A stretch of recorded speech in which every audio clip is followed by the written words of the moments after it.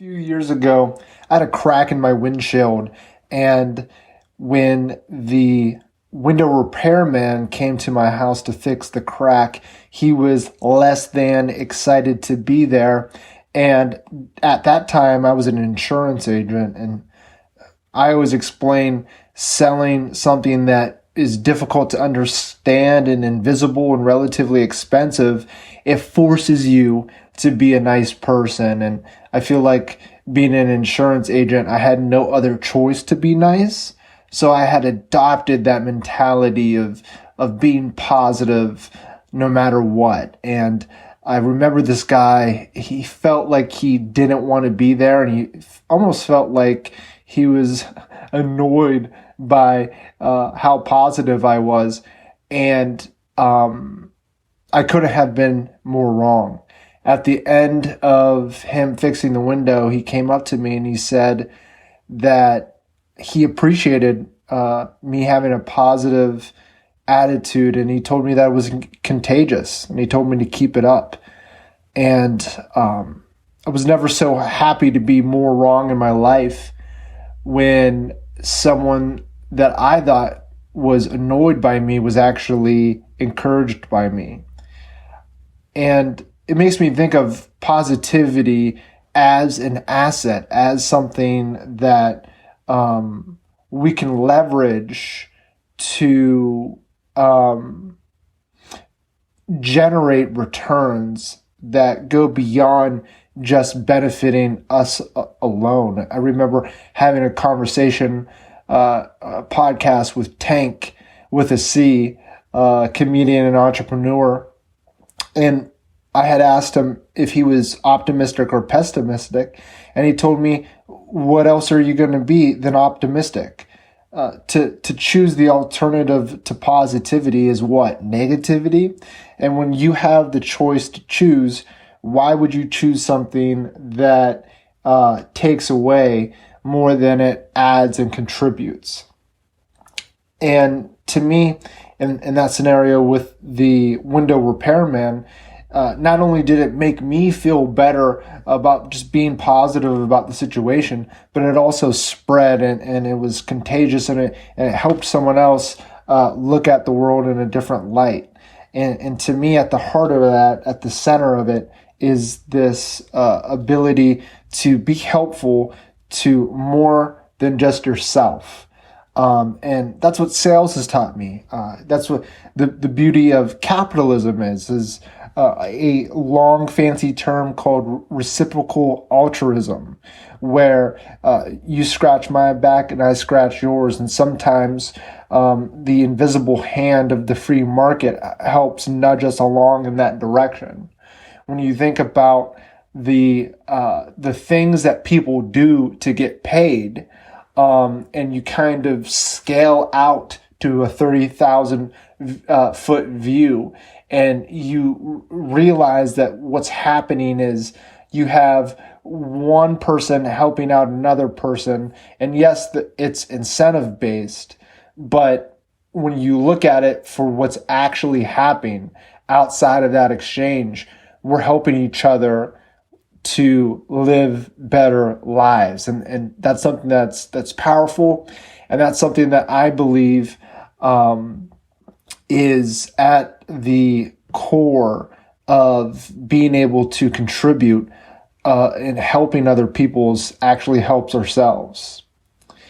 And when you can't do that, when you can't contribute and you can't help, and you allow your ego to lean more on the incentives rather than towards the contribution, that's when I think a lot of anxiety and frustration and anger occurs.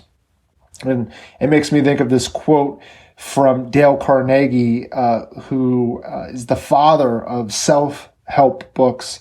In his book titled How to Win Friends and Influence People, he writes, if we are so contemptibly selfish that we can't radiate a little happiness and pass on a bit of honest appreciation without trying to get something out of the other person in return, If our souls are no bigger than our sour crab apples, we shall meet with the failure we so richly deserve. So yes, there is this thing of reciprocal altruism. I'll scratch your back, you'll scratch mine. But to what point does that become unproductive? I think it becomes unproductive when you use the reverse and say, I haven't got my back scratched yet, so why would I scratch yours? And the reason why it's so important to transcend beyond yourself is because things are much bigger than us as individuals. And you see this in the business world, and you see it from at the heart of entrepreneurship. Kevin O'Leary from Shark Tank, he once explained that when you become an entrepreneur or when you're running a company, you have to realize that you just became the least important person in your organization. He lays out the list in this priority that what comes first is your employees, because your employees take care of number two, who are your customers, who are actually in reality your number one, because if you don't have any customers, you don't have any business. But if you don't treat your employees right, you don't take care of them, they won't take care of the customers, thus eroding your business. So the first is your employees, the second is your customers, the third is your investors, or the people that you owe money to, the people that have helped you get to where you're at. They have to get paid, and this is also legally they have to get paid. This is also the same orders legally. That legally you have to pay your employees first, and then anyone who owns your debt has to get paid, and then fourth and finally is yourself. So a lot of times when I talk to business owners about my dreams of becoming a business owner, they often mistake my desire as this want of being an entrepreneur out of convenience, whereas I don't see it that way. I don't think that when I start my company that it's going to be convenient for me. In fact, I think it's going to be the opposite of convenient for me, because what I place in front of my own desire, my own will, is that ability to contribute. So to me, Kevin O'Leary, in that framework, I feel like contributing to your team, contributing to the customer and your investors, that comes first, and most times is inconvenient. But at the heart of it is this message of servitude and of this idea of service above self, of what they say in the Rotary Club International. And to me, this idea of service, from the research that I've looked at, and then also my time in business, keeping the client at the core of everything that we do, is something that is not only a principle that is the foundation of a successful business model economically, but then also it is a universal and a timeless principle that you see spiritually in researching the spiritual text. When you look at things, when you look at religions such as Hinduism, Buddhism, Stoicism, when you look at Taoism or Christianity, at the center of it is this ability to, or this practice rather, of putting your own wants and desires in the back seat and looking to serve others is something that builds virtue and builds character. And to me, I believe that this builds a better life, because when you put the focus on other people, you take the focus off yourself. And there's so much more not you than there is you in the world. So being able to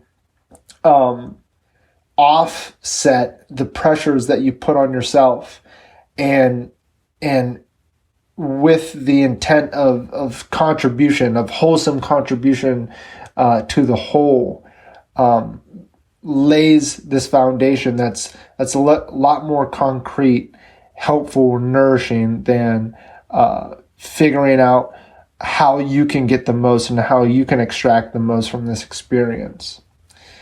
And to wrap this up, it makes me think of this quote from the book The Power of Positive Thinking by Dr. Norman Vincent Peale, who says, "The way to happiness: keep your heart free from hate, your mind from worry, live simply, expect little, give much. Fill your life with love, scatter sunshine, forget self, think of others. Do as you would be done by. Try this for a week, and you will be surprised." And in this moment of chaos on multiple levels, on multiple fronts, multiple times during the day, I'm asking myself and encouraging you to ask the same: where can we be of service? And that service could be as small as being positive and being optimistic towards the people that you feel may not deserve it or may not want to engage with your positivity. So with that, thank you so much for listening. Thank you for your time and for your attention. I hope you're staying well and sane. And with that, have a great week.